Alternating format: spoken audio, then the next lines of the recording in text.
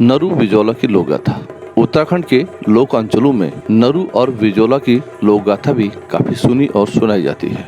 कहते हैं उत्तरकाशी के गंगा घाटी के तिलोद गांव के रहने वाले दो भाई नरु और विजोला माघ मेले में बाड़ाहाट गए थे। वहां मेला भव्य लगता था जिसमें यमुना घाटी से भी लोग पहुंचते थे। उस मेले में यमुना घाटी के डख्याट गांव की एक सुंदर लड़की भी आई थी।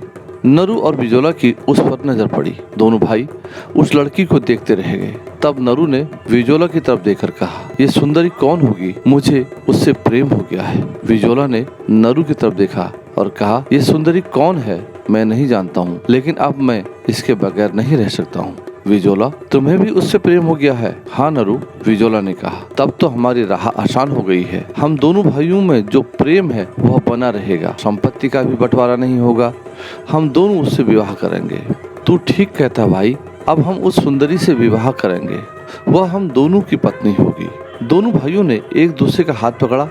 फिर वे उस सुंदर लड़की के पास पहुंचे। उन्होंने सुंदरी से कहा, हम दोनों भाइयों को तुमसे प्रेम हो गया है, क्या तुम हमसे विवाह करोगी? हाँ, क्यों नहीं, मैं तुम दोनों भाइयों से विवाह करने को तैयार हूँ, लेकिन तुम दोनों वीर हो, इसका सबूत तुम्हें देना होगा। कैसे? नरु और विजोला ने उस सुंदर लड़की की तरफ देखकर कहा, तुम्हें मुझे लेने डठ्याट गांव आना पड़ेगा। सुंदरी ने कहा, तुम्हारा गांव तो यमुना घाटी में है। नरु ने कहा, हाँ। सुंदरी ने कहा, हमें शर्त मंजूर है, हम तुम्हें लेने डठ्याट गांव जरूर आएंगे। विजोला ने कहा, एक बात और बतानी है। सुंदरी ने कहा, वह बात क्या है? दोनों भाइयों ने एक साथ पूछा। मेरे पिता ने मेरी शादी तय कर दी है। तुम दोनों को जल्द डख्याट गांव आना पड़ेगा। कुछ सोचते हुए नरु विजोला ने कहा। मेले के बाद दोनों भाई अपने घर लौट आए। दोनों कई दिनों तक यमुना घाटी के डख्याट गांव जाने के बारे में सोचते रहे। दरअसल उन दिनों यमुना घाटी और गंगा घाटी के लोगों के बीच दुश्मनी थी।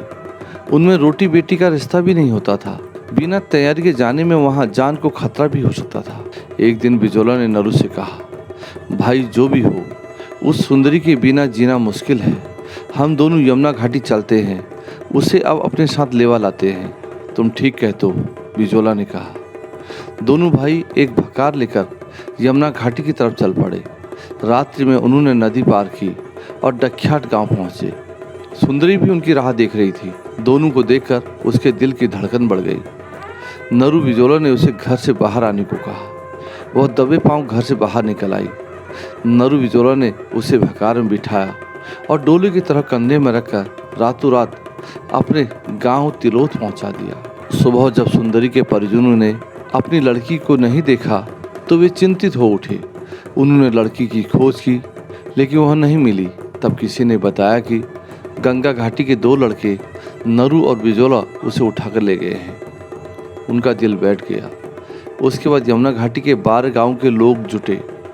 उन्होंने दोनों भाइयों को सबक सिखाने की घोषणा की, जिसके बाद युद्ध का ऐलान हो गया। अगले दिन यमुना घाटी के लोगों ने अपने हथियार उठाए और गंगा घाटी की तरफ चल पड़े। जब नरु विजोला को इस बात का पता चला तो उन्होंने भी डटकर मुकाबला करने की ठानी, जिसके लिए दोनों भाइयों ने रणनीति बनाई। उन्होंने अपनी मां और होने वाली पत्नी को गांव वालों के साथ सुरक्षित जगह पर डुंडा के उदालका गांव में भेज दिया। उसके बाद दोनों भाई युद्ध के लिए तैयार थे।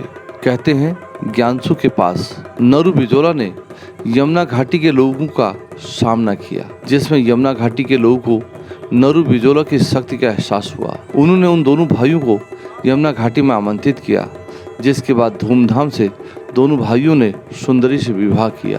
कहते हैं उसी के बाद गंगा घाटी और यमुना घाटी के लोगों के बीच रोटी बेटी का संबंध स्थापित हुआ।